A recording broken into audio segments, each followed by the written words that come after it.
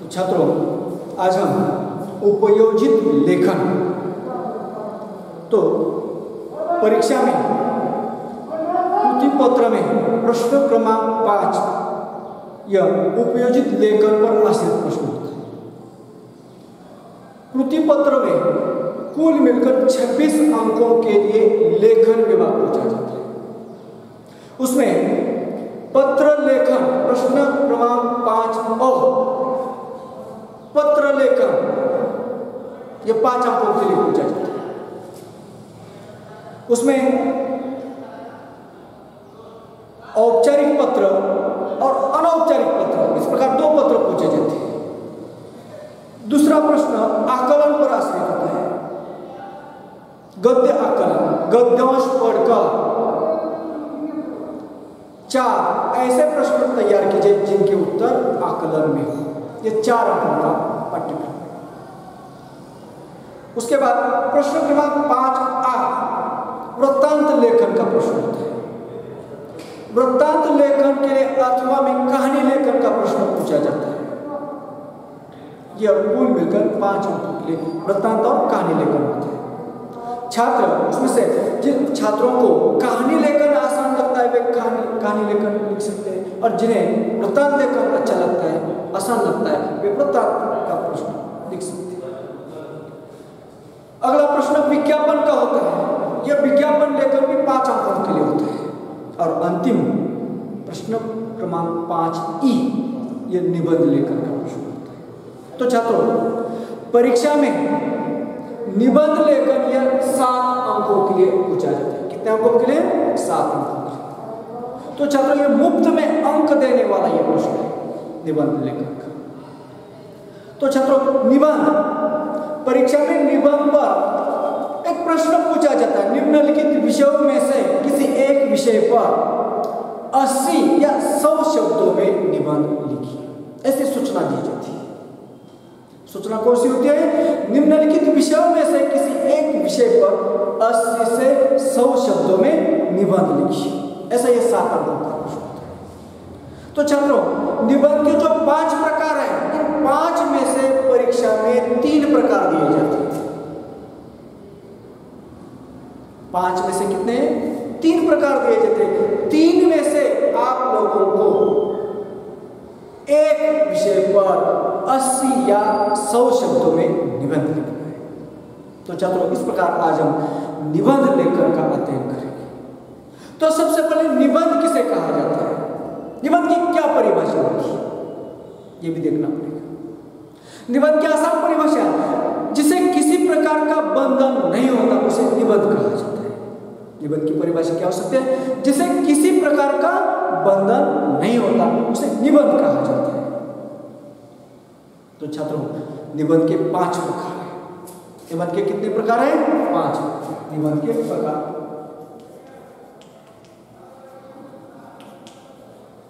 निबंध के प्रकार, निबंध के 5 प्रकार हैं।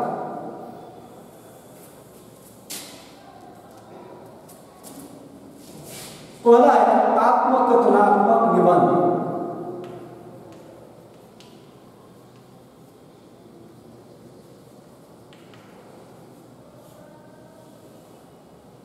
दूसरा वैचारिक निबंध।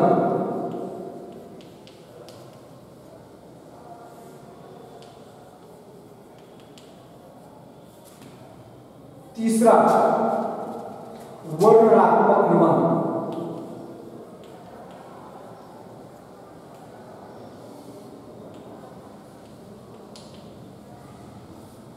और चौथा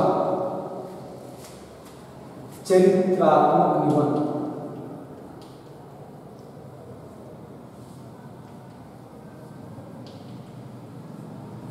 और अंतिम है कल्पना प्रधान निबंध।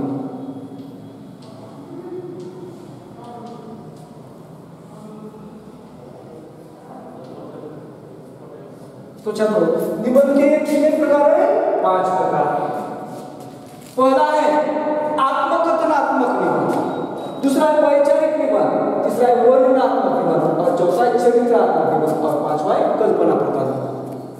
तो छात्रों, परीक्षा में ये जो 5 निबंध के प्रकार है, 5 में से कोई 3 प्रकार प्रश्न पत्र में होते हैं, पृथ्वी पत्र में होते हैं, और इन तीनों में से आपको कोई एक निबंध लिखना है। तो छात्रों, आत्मकथनात्मक निबंध किसे कहा जाता है, यह भी देखना है। तो आत्मकथनात्मक निबंध, इसमें किसी वस्तु, प्राणी, व्यक्ति की जगह पर स्वयं को स्थापित करना होता है। अगर हम आत्मकथनात्मक निबंध लिख रहे हैं, तो आत्मकथनात्मक निबंध में किसी वस्तु, प्राणी या व्यक्ति की जगह अपने आप को, स्वयं को स्थापित करना होता है। इस तरह से यह निबंध लिखा जाता है। उदाहरण तौर पर एक मुरझाए फूल की आत्मकथा, एक मुरझाए फूल की आत्मकथा, यह आत्मकथनात्मक निबंध है।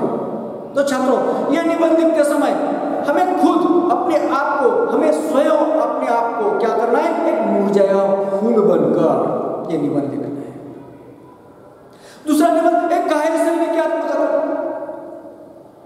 यह निबंध लिख रहे हैं, हमें अपने आप को एक घायल सैनिक समझकर यह निबंध लिखना है। तो चलो, इस निबंध की शुरुआत कैसे की जाती है? तो निबंध की शुरुआत आकर्षक होनी चाहिए। रुकिए शहरी बाबू, मैं एक घायल सैनिक बोल रहा हूं। मेरा जन्म रामपुर नामक एक छोटे से गांव में हुआ था। मेरे दादाजी और मेरे पिताजी भी सैनिक थे।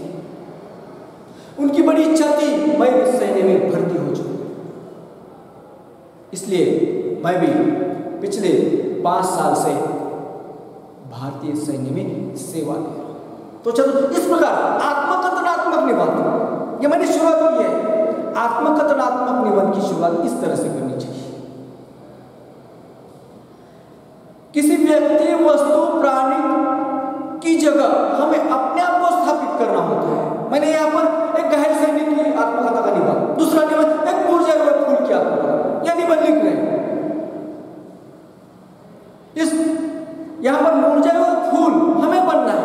मुरझाए हुए फूल अपने आप को समझकर इस निबंध की शुरुआत करनी चाहिए। इस निबंध की शुरुआत कैसे करनी चाहिए?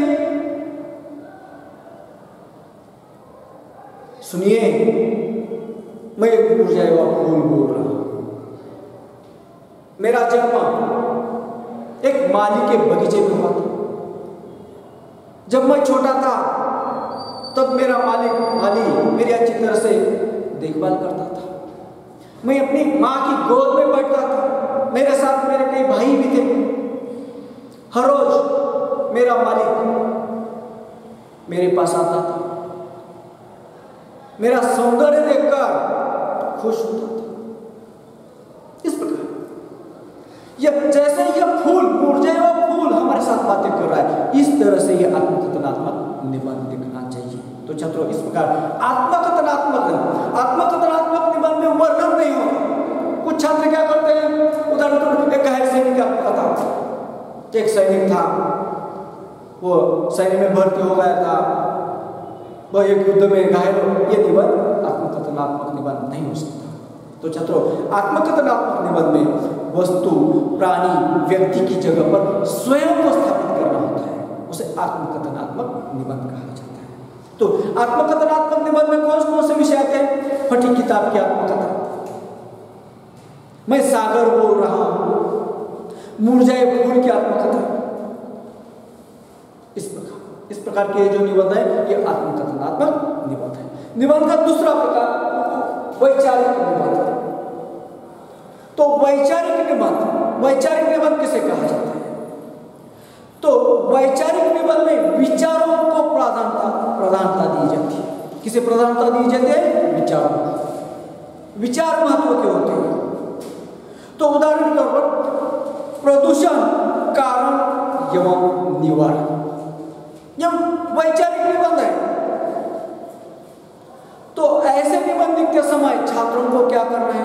प्रदूषण के कारण, सोच विचार करके प्रदूषण के कारण कौन कौन से ये लिखने होते हैं, उसकी भयानकता भी वर्णन करना पड़ता है।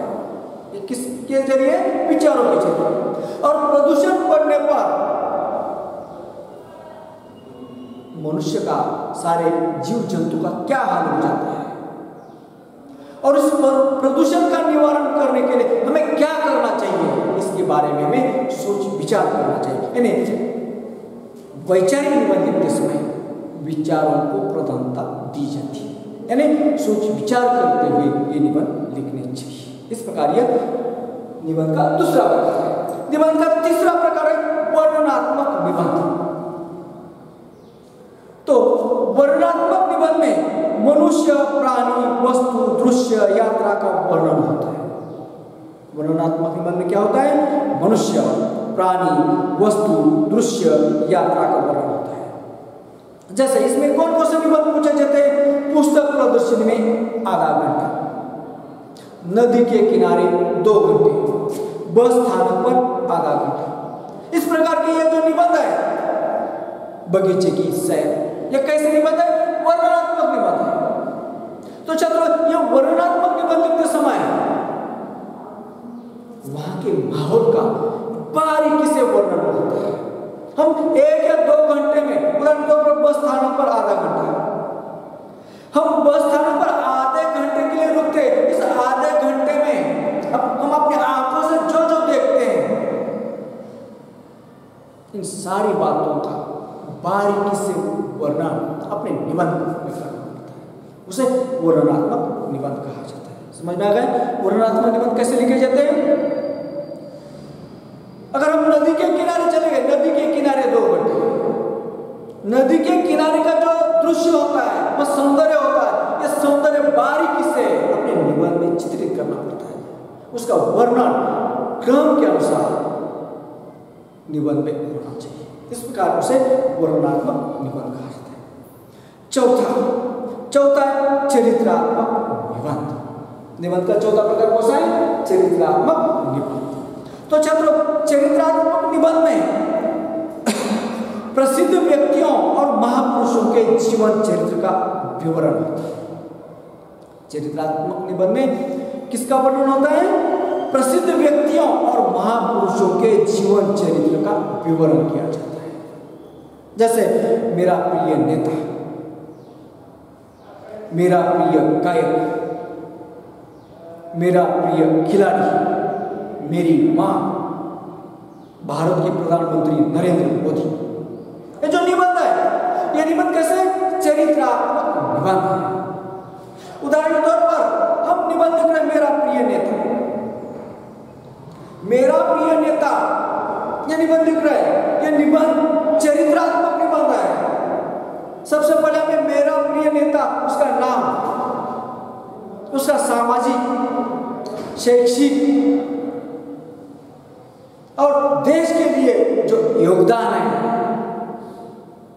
इन सारी बातों का जीवन चरित्र हमें इस निबंध में लिखना है। इसमें मेरी मां, यह भी निबंध आ सकता है। हम अपनी मां का जीवन चरित्र, जीवन परिचय भी इस निबंध में लिख सकते हैं। तो छात्रों, इस प्रकार यह चरित्रात्मक निबंध होते हैं। इसमें क्या होता है? प्रसिद्ध व्यक्तियों और महापुरुषों के जीवन चरित्र का विवरण किया जाता है। तो इस प्रकार ये निबंध लिखा जाता है। और निबंध का आखिरी जो प्रकार है वह कल्पना प्रधान निबंध है। अंतिम 5वां प्रकार कौन सा है? कल्पना प्रधान निबंध है।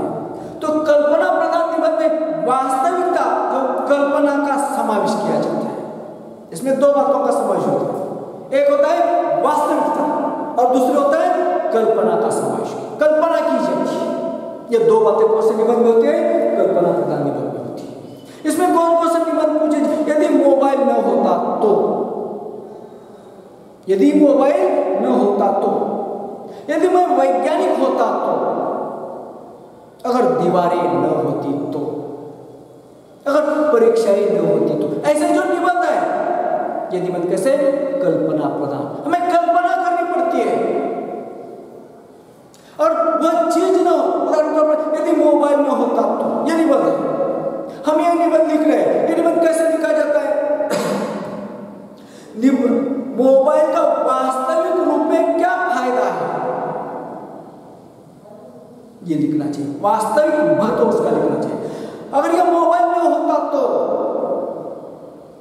न होने पर हमारी जो नुकसान है, हमारी जो हानि होने वाली है, उसके बारे में कल्पना की जाती है। तो छात्रों, इस प्रकार कल्पना प्रधान निबंध में वास्तविकता और कल्पना का समावेश किया जाता है। तो छात्रों, ये जो निबंध होते हैं इस प्रकार ये मुफ्त में अंक देने वाली निबंध है। ये पांचवा ये प्रश्न जो है ये मुफ्त में अंक देने वाला है। तो छात्रों, 7 अंक प्राप्त करने के लिए हमें कम से कम 7 या 8 परिचितों में निबंध लिखना चाहिए। तो निबंध लिखते समय कुछ ध्यान में देने वाली जो कुछ बातें हैं वे बातें अगली तासिका में